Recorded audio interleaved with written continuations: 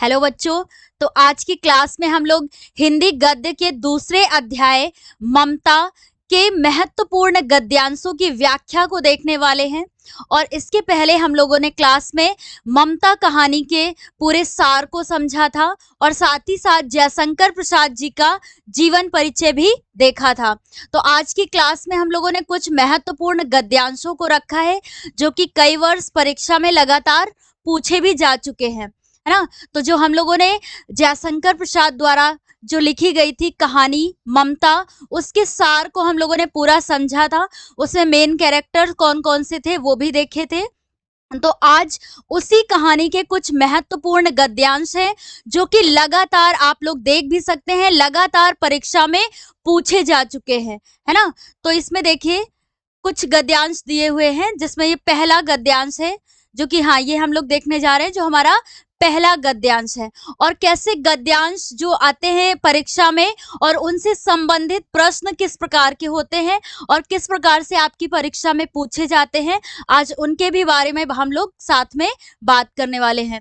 तो देखिए ये है हमारा फर्स्ट गद्यांश। उसी कहानी में से ये कुछ लाइंस दी हुई हैं जिनको पढ़ करके इनसे संबंधित जो प्रश्न होंगे उनका हमें आंसर करना होगा। तो देखिए ये रोहतास दुर्ग के प्रकोष्ठ में बैठी, ये आप लोग ये देखिए यहाँ से ये गद्यांश स्टार्ट है और ये पूरा गद्यांश है। आप लोग वीडियो को रोक करके इसका स्क्रीनशॉट ले सकते हैं या वीडियो को रोक करके इसे पूरा आप पढ़ सकते हैं। इसमें देखिए जो रेखांकित अंश आप लोग को दिख रहा होगा, इसकी मुख्य रूप से व्याख्या पूछी जाती है कि जो रेखांकित अंश है इसकी व्याख्या कीजिए। तो देखिए जो यहाँ पर रेखांकित अंश है इसको हम लोग देखते हैं। सबसे पहले कि ममता विधवा थी, उसका यौवन सोन नदी के समान ही उमड़ रहा था।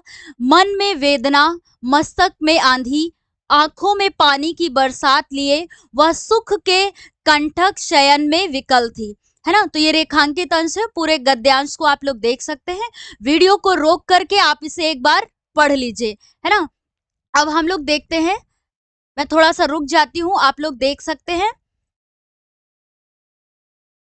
और स्क्रीनशॉट भी इसका ले सकते हैं।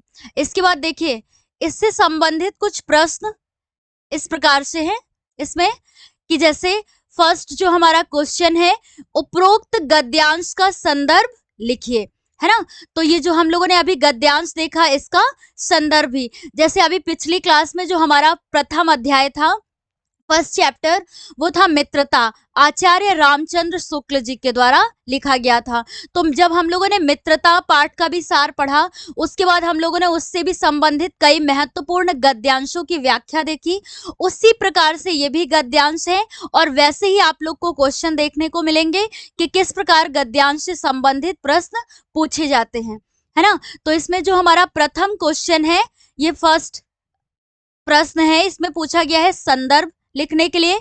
उसके बाद जो दूसरा प्रश्न है कि गद्यांश के रेखांकित अंशों की व्याख्या कीजिए। अभी हम लोगों ने रेखांकित अंश को पढ़ा भी था गद्यांश में।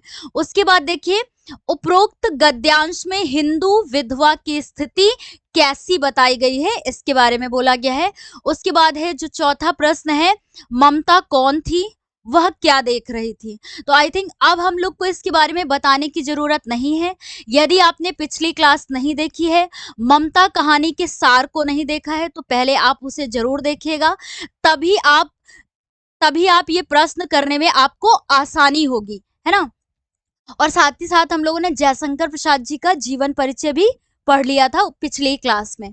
तो चलिए जो हमारा यहाँ पर जो फर्स्ट क्वेश्चन था कि उपरोक्त गद्यांश का संदर्भ लिखिए, तो कैसे आप लोग परीक्षा में इससे संबंधित संदर्भ लिखेंगे, है ना, और किस प्रकार से लिखेंगे। आप यदि ये तरीका भी अपनाएंगे तो ये बेहतर तरीका होगा, आप खुद भी ऐसे परीक्षा में से लिख सकते हैं। तो देखिए प्रस्तुत गद्यांश हमारी पाठ्य पुस्तक के गद्य खंड, है ना, गद्य खंड में संकलित ममता नामक पाठ से लिया गया है। जो अभी हम लोगों ने पिछला फर्स्ट गद्यांश देखा था, तो ये ममता नामक पाठ से लिया गया है। ममता जो कि जयशंकर प्रसाद द्वारा लिखित एक कहानी है। उसके बाद देखिए कैसे लिखेंगे, इसके लेखक जयशंकर प्रसाद जी हैं। तो इसी तरह आप अपनी परीक्षा में लिखेंगे संदर्भ, और जो यहाँ पर देख रहे हैं आप लोग गद्य खंड, इसे हाइलाइटेड वर्ड में लिखेगा। मतलब आप ब्लैक और ब्लू पेन का यूज करेंगे तो आप ब्लैक पेन से सिंगल इन्वर्टेड कॉमा में क्लोज करके ये मेन पॉइंट्स आप लिखेंगे। उसके बाद देखिए ममता जो कि पाठ का नाम है और इसके लेखक कौन है, जयशंकर प्रसाद जी। तो ऐसे ही आप लोग संदर्भ परीक्षा में लिखेंगे। अब चलते हैं अगले क्वेश्चन की ओर। इसमें क्या कह रहा है कि गद्यांश के रेखांकित अंशों की व्याख्या कीजिए। जो अभी हम लोगों ने गद्यांश देखा था उसमें कुछ रेखांकित अंश थे, उनकी व्याख्या करना है ना, अपने शब्दों में उन्हें बोलना है। तो देखिए जयशंकर प्रसाद जी कहते हैं कि रोहतास दुर्ग के मुख्य द्वार के पास अपने कक्ष में बैठी हुई ममता सोन नदी के तेज बहाव को देख रही है। ममता उदास रहती है और वो अपने कक्ष में बैठ करके अपने जो उसका मुख्य दुर्ग का अर्थ हम लोगों ने पिछली अभी कहानी जब ये पढ़ी थी तो हम लोगों ने देखा था कि दुर्ग का मतलब क्या होता है, किला, है ना। तो रोहतास दुर्ग के मुख्य द्वार, तोरण द्वार ऐसे वर्ड आया था हम लोगों ने जब कहानी पढ़ा था, तो उसका अर्थ होता है मुख्य द्वार पर बैठी वो सोन नदी के तेज बहाव को देख रही है। लेखक ममता के यौवन और सोन नदी के प्रबल वेग से प्रवाहित होने की तुलना करते हुए कहते हैं कि जिस प्रकार सोन नदी अपने तेज बहाव से उफनती हुई बह रही है, उसी प्रकार ममता का यौवन भी पूर्ण रूप से अपने उफान पर है। मतलब वो उदास होती है क्योंकि वो बाल विधवा होती है। हम लोगों ने कहानी में पूरा पढ़ा था इसे। उसके बाद देखिए ममता रोहतास दुर्गपति के मंत्री, है ना, रोहतास दुर्गपति के जो मंत्री होते हैं कौन, उनका नाम हम लोगों ने क्या पढ़ा था, यहाँ पर दिया नहीं हुआ है, चूड़ामणि, है ना। जो ममता के पिताजी थे उनका नाम क्या था, चूड़ामणि। तो वो कहाँ के, रोहतास दुर्गपति के मंत्री थे, है ना। तो इनकी इकलौती पुत्री है कौन, ममता, जो कि बाल विधवा है ना, बाल विधवा है। रोहतास दुर्गपति के मंत्री की पुत्री होने के कारण जाहिर सी बात है वो मंत्री की पुत्री थी, है ना, कौन, ममता, सभी प्रकार के भौतिक सुख साधनों से संपन्न है ना। जाहिर सी बात है कि मंत्री की बेटी है तो उसे कोई भी किसी भी चीज की कमी नहीं होगी, है ना, सारे सुख साधन उसके पास मौजूद होंगे। उसका मन भिन्न भिन्न प्रकार के विचारों और भावों की आंधी से भरा हुआ है। उसके पास सारे सुख साधन तो थे लेकिन जो उसका मन था वो हमेशा उदास रहता था क्योंकि वो एक बाल विधवा थी। उसके बाद देखिए कि जिस प्रकार कांटों की सैया पर सोने वाला व्यक्ति हर समय व्याकुल रहता है, उसी प्रकार सभी प्रकार के भौतिक सुख साधनों से परिपूर्ण होते हुए भी ममता का जीवन दुखदाई प्रतीक होता है। मतलब उसके पास सब कुछ था, हर सुख साधन थे, लेकिन फिर भी वो क्या होती थी, उदास रहती थी, है ना। उसके मन में जो वेदना थी वो उसे अशांत रखती थी हमेशा। उसके बाद देखिए बाल्यावस्था में ही विधवा हो जाने के कारण ही ममता की स्थिति दयनीय हो गई। तो जो अभी हम लोगों ने जो गद्यांश देखा, देख सकते हैं आप लोग, तो इसमें ये रेखांकित अंश था, सिर्फ और सिर्फ इसकी व्याख्या करनी है कि ममता विधवा थी, है ना। उसके बाद ये पूरा हम लोगों ने यहाँ तक इसका रेखांकित अंश देखा। तो हम लोगों ने इसकी व्याख्या देखी अपने शब्दों में। यदि आपको एक बार कहानी समझ में आ गई तो अपने शब्दों में भी आप जो भी रेखांकित अंश की यदि व्याख्या पूछी जाती है तो अपने शब्दों में आप उसे लिख सकते हैं, है ना। उसके बाद देखिए जो थर्ड क्वेश्चन पूछा है इसी गद्यांश से कि उपरोक्त गद्यांश में हिंदू विधवा की स्थिति कैसी बताई गई है। मतलब कैसी बताई गई है कि हिंदू विधवा की स्थिति। तो देखिए उपरोक्त गद्यांश में हिंदू विधवा की स्थिति को क्या बताया गया है, दयनीय, है ना, और तुच्छ और उस प्राणी के समान बताया गया है जिसे कोई आश्रय नहीं देना चाहता है ना। कैसे बताया गया है, दयनीय बताया गया है, तुच्छ बताया गया है और उस प्राणी के समान बताया गया है जिसे कोई आश्रय नहीं देना चाहता है। वह तरह तरह के दुख सहने के लिए विवश होती है। तो उसकी स्थिति जो थी वो काफी दयनीय थी। चलिए, तो जो क्वेश्चन में पूछा जाएगा सिर्फ और सिर्फ हमें उसी का जवाब देना है। उसके बाद देखिए जो फोर्थ क्वेश्चन है कि ममता कौन थी, वह क्या देख रही थी, है ना। ममता कौन थी कहानी में हम लोगों ने पढ़ा था, अभी क्वेश्चन पूछा गया है गद्यांश से संबंधित, तो सिर्फ उसका आंसर करना है। तो देखिए ममता रोहतास दुर्ग के सेनापति चूड़ामणि की इकलौती पुत्री थी, है ना। चूड़ामणि जो कि रोहतास दुर्ग के मंत्री थे, है ना, उनकी ये एकमात्र अकेली पुत्री थी जो बचपन में विधवा हो गई थी। उसका वो क्या हो गई थी, बचपन में ही विधवा हो गई थी, इसी कारण वो काफी उदास भी रहती थी। वह अपने कमरे में बैठकर सोन नदी के उफनते बहाव को देख रही थी।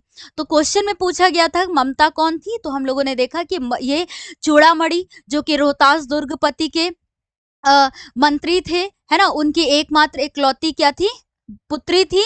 और ये क्या देख रही थी, तो अपने कमरे में बैठकर सोन नदी के उफनते बहाव को देख रही थी, है ना, कि कैसे नदी बह रही है। उसके बाद देखिए तो ये हमारा प्रथम एक गद्यांश था। और जब आप लोगों ने देखा जो हमारा प्रथम ये देखिए गद्यांश था, ये कई वर्षों में पूछा भी गया, तो ये मोस्ट इम्पॉर्टेंट है, आप लोग इसे नोट भी कर सकते हैं। तो देखिए कि 2022 में भी पूछा गया है गद्यांश, है ना, 14 में भी पूछा गया है, 12, 10, तो 10, 12, 14 और 22 में ये लगातार पूछा गया गद्यांश है इसी कहानी से। उसके बाद अब हम लोग आते हैं अपने सेकंड गद्यांश पे, और हम लोगों ने यहाँ पर सिर्फ और सिर्फ उन्हीं गद्यांशों को रखा है जो कई बार लगातार पूछे गए हैं कहानी से संबंधित, है ना। तो ये हमारा दूसरा गद्यांश आप लोग देख सकते हैं, इसमें रेखांकित अंश। और जब भी एक नया गद्यांश आएगा आप लोग वीडियो को रोक लीजिए, उसे वहीं पर रोक करके आप एक बार पढ़ सकते हैं, इसका स्क्रीनशॉट ले सकते हैं ताकि आपको बाद में कोई परेशानी ना हो। तो देखिए इसमें आपको रेखांकित अंश दिख रहा है कि हे भगवान, तब के लिए विपद के लिए इतना आयोजन, परम पिता की इच्छा के विरुद्ध इतना साहस, फेर दीजिए पिताजी, मैं कांप रही हूँ, इसकी चमक आंखों को अंधा बना रही है। जब हम लोगों ने कहानी में पढ़ा था अभी पिछली क्लास में ममता कहानी में कि जैसे ही ममता के कक्ष में उनके पिताजी चूड़ामणि कई सारे थाल, सोने चांदी से भरे हुए थाल लेकर प्रवेश करते हैं, तो ममता उसे देख करके ही इनकार करती है ना। पूरा सब पूरा पढ़ा था कहानी में, तो उसी कहानी का ही ये एक देखिए गद्यांश है और कुछ रेखांकित अंश भी दिख रहा है जिसकी हमें व्याख्या करनी है। तो चलिए हम लोग देखते हैं इनसे संबंधित प्रश्न कैसे बनेंगे। तो देखिए सबसे पहले जो ये प्रश्न पूछा जाएगा वो तो क्या होगा, ये संदर्भ बताना होगा हमें, है ना। उसके बाद देखिए इसमें रेखांकित अंशों की व्याख्या करनी है, जो अभी हम लोगों ने गद्यांश देखा उसकी रेखांकित अंश की व्याख्या करनी है। उसके बाद देखिए जो तीसरा प्रश्न है कि अपने पिता का कौन सा कृत्य मतलब कार्य, है ना, उसके द्वारा किया गया काम ममता को परम पिता की इच्छा के विरुद्ध लगा। परम पिता मतलब ईश्वर की इच्छा के विरुद्ध लगा। कौन सा ऐसा कार्य था अपने पिताजी का जो उसे ईश्वर की इच्छा के विरुद्ध लगा। या फिर कैसे एक और क्वेश्चन बन सकता है कि उपयुक्त गद्यांश में किस कार्य को ईश्वर की इच्छा के विरुद्ध बताया गया है। तो ऐसे क्वेश्चन आपके गद्यांश से बन सकते हैं। तो देखिए इनका आंसर देखते हैं।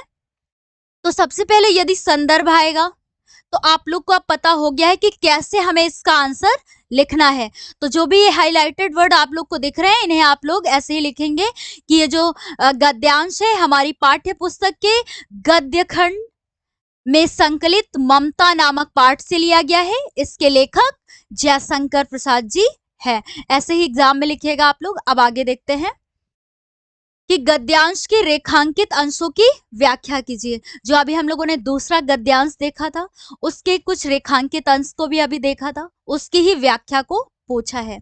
तो देखिए जो रेखांकित अंश था इसमें जयशंकर प्रसाद जी कहते हैं कि चांदी के 10 थालों में लाए गए ढेर सारे सोने को देखकर ममता चकित होकर अपने पिता से कहती है। जैसे ही उसके पिता के द्वारा वो थाल सोने चांदी से भरे हुए लाते हुए ममता देखती है, तो वो अपने पिताजी से कहती है कि हे भगवान, उस समय के लिए जब आपका मंत्रित्व ना रहेगा, उन विपदा भरे दिनों के लिए इतना सारा आयोजन अभी से ही, मतलब वो नाराज होती है और अपने पिता से कहती है कि अभी से आप ऐसा क्यों कर रहे हैं। और उनके पिताजी का एकमात्र लाने का कारण ये होता है कि यदि जब उसका मंत्रित्व खत्म हो जाएगा, उसका राजस्व खत्म हो जाएगा और शेरशाह वहां पर अपना शासन कर लेगा, तो उसे भविष्य में ये काम आने के लिए वो सोने चांदी के थाल वो एकत्रित करता है, कि ताकि उसे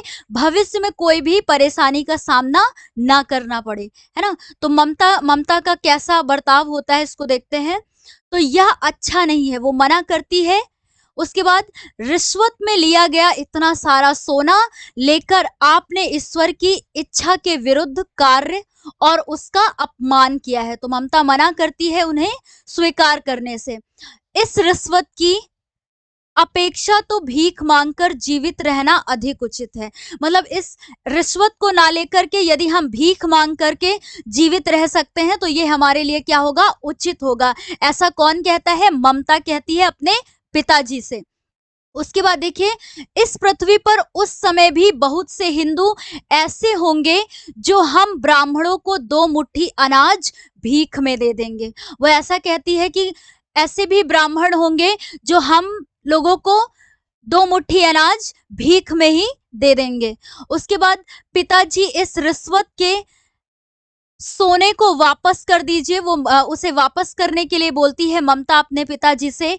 इनकी चमक मेरी आंख को कष्ट दे रही है। वो कहती है कि ये जो थाल है सोने चांदी से भरे हुए, इनकी चमक मेरी आंखों को कष्ट दे रही है। मैं आपके ऐसे ईश्वर विरुद्ध कार्य से कांप रही हूँ। तो जो रेखांकित अंश था उसकी ही ये व्याख्या है कि कैसे वो जैसे ही उसका पिता चूड़ामणि थाल लेकर के आता है, वो मना करती है और अब इस कार्य को अपनी वो क्या बोलती है कि इस ईश्वर की इच्छा के विरुद्ध मानती है ना। तो कहानी जब हम लोगों ने पढ़ा था तभी ये पूरा अच्छे से पढ़ा था।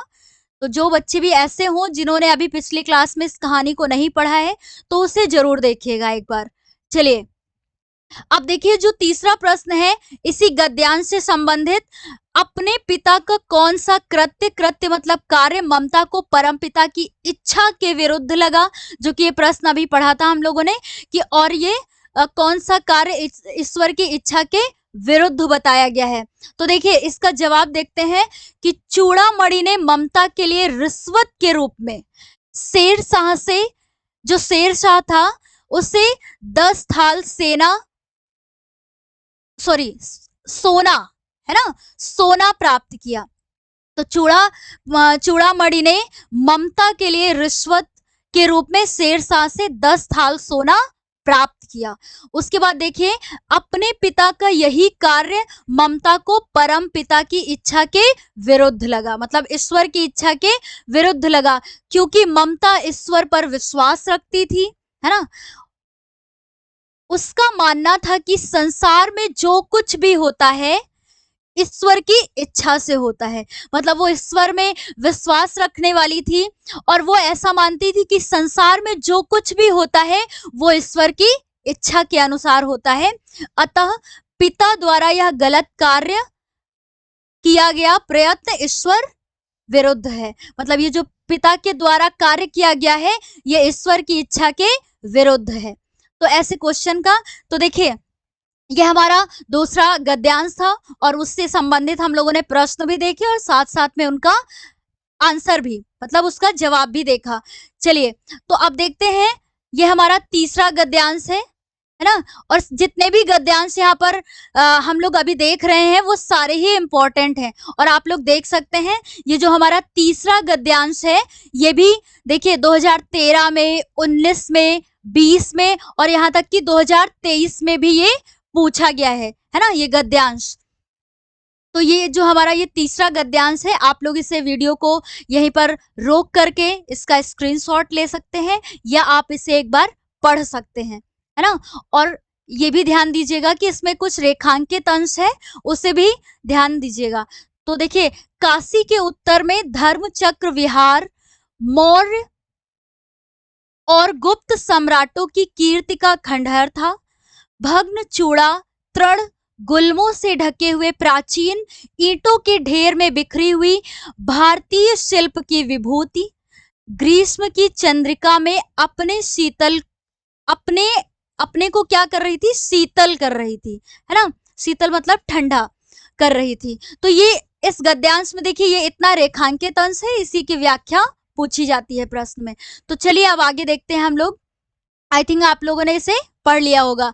तो चलिए अब देखिए किस प्रकार से इसके प्रश्न बनते हैं। ये यहाँ पर प्रश्न दिए हुए हैं। तो जो पहला होता है तो हमें इसका संदर्भ भी बताना होता है, एंड सेकंड क्वेश्चन में हमें इसकी व्याख्या करनी होती है। थर्ड देखिए क्वेश्चन क्या है कि धर्म चक्र कहाँ स्थित था, है ना। उसके बाद जो फोर्थ क्वेश्चन है कि पंचवर्गीय भिक्षु कौन थे, ये गौतम से क्यों और कहाँ मिले थे, है ना। ऐसा क्वेश्चन पूछा गया है। तो चलिए हम लोग देखते हैं। अभी संदर्भ तो हम लोग सारे गद्यांश में ऐसे ही देखते आ रहे हैं कि ये गद्य खंड में संकलित ममता नामक पाठ से लिया गया है। इसके लेखक जयशंकर प्रसाद जी है। ऐसे ही आप लोग अपने एग्जाम में लिखेंगे हाईलाइटेड वर्ड करके, जो यहाँ पर मेन शब्द दिए हुए हैं, जैसे गद्य खंड और जो पाठ का नाम है उससे, और जो इसके लेखक का नाम है, इसे हाईलाइटेड वर्ड में लिखना है। चलिए, जो वहां अभी हम लोगों ने रेखांकित अंश देखा था उसकी व्याख्या को देखते हैं। तो देखिए, जो रेखांकित अंश था इसमें देखते हैं कि रेखांकित अंश की व्याख्या में प्रसाद जी कहते हैं, मतलब जयशंकर प्रसाद जी कहते हैं कि काशी के उत्तर में अनेक बौद्ध स्मारक हैं, है ना। तो काशी के उत्तर में अनेक यानी कई सारे बौद्ध स्मारक हैं। इन स्मारकों को मौर्य वंश एवं गुप्त वंश की शान बढ़ाने के लिए बनवाया गया था। तो किस लिए बनवाया गया था, ताकि इसे मौर्य वंश और गुप्त वंश की शान को बढ़ाया जा सके। उसके बाद देखिए, ये जो स्मारक थे अब टूट फूट चुके हैं। इनकी टूटी फूटी चोटियां और इनकी जो दीवारें कंगूरे खंडहर बन गए हैं। कैसे, मतलब टूट फूट चुके हैं और जो इसकी दीवारें हैं, कंगूरे हैं, वो क्या बन गए हैं, खंडहर बन गए हैं। इन पर झाड़ियां उग आई हैं, मतलब उसमें घास फूस और झाड़ियां उग आई हैं, पत्ते बिखरे हैं। इन खंडहरों को देखकर ऐसा लगता है मानो ईंट के ढेर में बिखरी हुई भारतीय शिल्पकला की आत्मा ग्रीष्म ऋतु की चांदी से स्वयं को शीतलता प्रदान कर रही थी, है ना। इस लाइन को जो रेखांकित अंश था उसी को इसमें सिर्फ और सिर्फ पूछा गया है। तो लास्ट लाइन में देखिए कि मानो जो इसमें ये ईंट के ढेर में बिखरी हुई भारतीय शिल्पकला की आत्मा ग्रीष्म ऋतु की चांदनी से स्वयं को क्या कर रही थी, शीतलता प्रदान कर रही थी, मतलब ठंडक पहुंचा रही थी, है ना। तो ये जो व्याख्या थी ये ऐसे थी। उसके बाद देखिए कि जो तीसरा गद्यांश था हमारा, जो इसमें तीसरा प्रश्न है इसका कि धर्म चक्र कहाँ स्थित था। तो इसे देखिए कि धर्म चक्र काशी नगर के उत्तर में स्थित था। कहाँ था, काशी नगर था, उसके उत्तर में स्थित था धर्म चक्र। उसके बाद देखिए कि जिसे भगवान गौतम बुद्ध ने सारनाथ नामक स्थान पर स्थापित किया था। तो कहाँ स्थापित किया था, सारनाथ नामक स्थान पर क्या किया था, स्थापित किया था, और किसके द्वारा किया गया था, गौतम बुद्ध के द्वारा।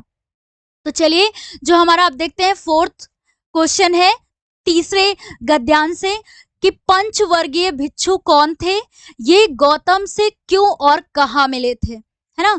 तो देखिए जो इसका जवाब है पंचवर्गीय भिक्षु गौतम बुद्ध के प्रथम 5 शिष्य थे। जो पंचवर्गीय भिक्षु थे ये गौतम बुद्ध जी के प्रथम 5 शिष्य थे, है ना, उनके शिष्य थे। ये पांचों शिष्य गौतम बुद्ध से उपदेश ग्रहण करने के लिए काशी के उत्तर में स्थित उन खंडहरों में मिले थे। तो कहाँ मिले थे, काशी के उत्तर में स्थित जो खंडहर थे उन्हीं में उन्हें मिले थे। उसके बाद देखिए जो सारनाथ नामक स्थान पर स्थित है। तो ये रहा हमारा तीसरे गद्यांश से संबंधित ऐसे प्रश्न थे जिनका जवाब भी हम लोगों ने देखा। और अब है हमारा चौथा गद्यांश। ये जितने भी हम लोग यहाँ गद्यांश देख रहे हैं, आप ऐसा जानते हैं कि ये सारे महत्वपूर्ण हैं आपकी परीक्षा की दृष्टि से। चौथा गद्यांश भी आप लोग देख सकते हैं कि ये भी कई वर्षों में लगातार पूछा गया है, और वैसे ही यहाँ पर गद्यांश रखे गए हैं जो कई वर्षों में लगातार पूछे गए हैं। तो देखिए 2010 में, 12 में, 19 में और यहाँ तक कि 2023 में भी ये गद्यांश पूछा गया है। तो ये मोस्ट इंपॉर्टेंट है ना। जितने भी अभी सारे हम लोगों ने गद्यांश देखे, ये सारे ही इंपॉर्टेंट हैं। और एक बार कहानी को जरूर समझिएगा। यदि आप एक बार कहानी को समझ गए तो कहीं भी कहानी से किसी भी प्रकार की यदि लाइंस आती हैं, गद्यांश आता है और उसमें रेखांकित अंश आपसे उसकी व्याख्या करने को बोलता है, तो आप अपने शब्दों में आसानी से उसका जवाब दे सकते हैं और व्याख्या भी आसानी से आप कर सकते हैं। तो देखिए ये हमारा गद्यांश है। आप यहाँ पर वीडियो को रोक करके आप एक बार इसे पढ़ लीजिए और साथ साथ में इसे स्क्रीनशॉट भी इसका ले सकते हैं। तो देखिए इसमें आप लोग ये रेखांकित अंश भी दिख रहा है आप लोग को इस गद्यांश में, है ना। तो इसे देख लीजिएगा एक बार। अब हम लोग देखते हैं कि इससे संबंधित किस प्रकार से प्रश्न बनते हैं। चलिए, तो सबसे पहले जो क्वेश्चन पूछते हैं वो तो संदर्भ होता है हमारा, है ना। इस रेखा जो गद्यांश होता है, इसका संदर्भ पूछा जाता है। तो संदर्भ में हमें लिखना होता है कि किस पाठ से लिया गया है ना, और कहाँ से लिया गया है और इसके लेखक कौन है। उसके बाद जो सेकंड होता है उसमें जो रेखांकित अंश होता है उसकी व्याख्या करनी होती है। उसके बाद कुछ एक दो एक्स्ट्रा क्वेश्चन पूछता है जो हमें उससे ही रिलेटेड होते हैं, मतलब गद्यांश से ही संबंधित होते हैं, जो कि हमें उसका आंसर करना होता है उसका आंसर करना होता है। देखिए, वह आजीवन क्यों भयभीत रही अथवा आजीवन भयभीत रहने का कारण लिखिए। तो ये क्वेश्चन है। उसके बाद शहंशाह शब्द किसके लिए प्रयुक्त हुआ है, चिर विश्राम गृह से क्या आशय है। तो ऐसे ये क्वेश्चन है। अब इनका हम लोग जवाब भी देखते हैं आगे। तो देखिए संदर्भ तो आपको ऐसे लिखना है, आप बहुत अच्छे से अब जान गए हैं, है ना, कि गद्य खंड में संकलित ममता नामक पाठ से लिया गया है, जो भी एक गद्यांश है। उसके बाद इसके लेखक जयशंकर प्रसाद जी हैं, तो हमें ऐसे ही संदर्भ अपनी परीक्षा में लिखना है। फिर देखिए कि यहाँ पर जो रेखांकित अंश था इस चौथे गद्यांश का, उसकी व्याख्या करनी है हमें। तो देखिए इसमें प्रसाद जी कहते हैं, मतलब जयशंकर प्रसाद जी कहते हैं कि मरणासन मतलब मरने की स्थिति में पड़ी ममता ने, जैसे ही उसके जीवन का अंतिम समय था, उस स्थिति में ममता होती है, तो ममता ने अश्वारोही सैनिक को अपने पास बुलाया और कहा कि किसी समय इस झोपड़ी में रात बिताने वाले व्यक्ति ने एक सैनिक को यहाँ घर बनवाने के लिए कहा था। मतलब एक सैनिक होता है जो ये ढूंढता है कि वो झोपड़ी कहाँ है जहां पर मुगल हुमायूं ने एक रात के लिए वहां पर विश्राम किया था। तो जैसे ही ये ममता अपने जीवन के अंतिम समय में होती है और कुछ औरतें उसके पास में बैठी हुई होती हैं उसकी सेवा करने के लिए, और वो वहां पर अश्वारोही सैनिक आता है और वो उनसे उसी के बारे में पूछता है, और उसके ममता के कानों में ये आवाज पड़ जाती है। जैसे ही ममता के कानों में आवाज पड़ती है, वो उसे बुलाने के लिए कहती है और अश्वारोही उसके पास आता है। तो वो ऐसा बोलती है, अभी आगे देखते हैं हम लोग, कि मैं इस झोपड़ी को खोने के भय से पूरी जिंदगी डरती रही। मतलब वो जो मुगल हुमायूं ने एक रात के लिए वहां विश्राम किया था, और उसमें क्या होता है कि ममता उस रात बाहर कहीं खंडरों में चली जाती है, और वो अगले दिन जो मुगल हुमायूं होते हैं वो पछतावा करते हैं कि जिसने हमारी विपत्ति में हमारा साथ दिया, हमारे लिए सहारा बनी और मुझे आश्रय दिया, मैं उसके लिए कुछ कर नहीं सका। तो वो ऐसा पछतावा करता है और अपने सैनिकों को आदेश देता है कि यहाँ इस झोपड़ी के स्थान पर महल बनवा दिया जाए। और जैसे ही वो ये कहता है तो ममता इस बात से डर जाती है कि उसकी झोपड़ी तोड़ दी जाएगी और यहाँ महल बन जाएगा, तो उसकी झोपड़ी क्या हो जाएगी, टूट जाएगी। तो इस डर से ममता उसका नाम ही नहीं लेती है ना। उसके बाद देखिए कि क्योंकि इस झोपड़ी के साथ उसके जीवन की बहुत सी यादें जुड़ी हुई थी, यही डर था ममता को झोपड़ी खोने का, है ना। उसके जीवन की बहुत सी यादें जुड़ी हुई थी। मैं जब तक जिंदा रही तब तक ईश्वर ने इसे बचाए रखने की मेरी प्रार्थना सुन ली। वो ईश्वर से यही प्रार्थना करती थी, इसलिए ईश्वर ने उसकी प्रार्थना सुन ली।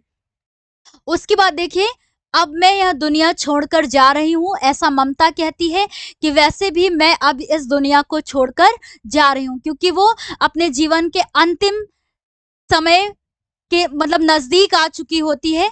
उसके बाद देखिए कि अब तुम चाहे मकान बनवाओ या महल, तो वो ऐसा कहती है उस सैनिक से कि अब चाहे यहाँ पर मकान बनवाओ या फिर महल, वैसे भी वो हाँ, फिर क्या बोलती है कि मैं तो मृत्यु की गोद में चिर विश्राम करने जा रही हूँ। वो ऐसा बोलती है ममता। ये कौन बोलता है? ममता बोलती है, ठीक है। जहां मुझे अनंत काल तक विश्राम मिलेगा। तो ये जो रेखांकित अंश थे उसकी ये व्याख्या थी। यदि एक बार आपको कहानी समझ में आ गई तो अपने शब्दों में भी व्याख्या आप कर सकते हैं। उसके बाद देखिए कि जो क्वेश्चन है इसी गद्यांश से संबंधित कि वह आजीवन क्यों भयभीत रही, अथवा और एक किस प्रकार से प्रश्न बन सकता है कि आजीवन भयभीत रहने का कारण लिखिए, है ना। उसका कारण क्या था कि आजीवन जो वो भयभीत थी।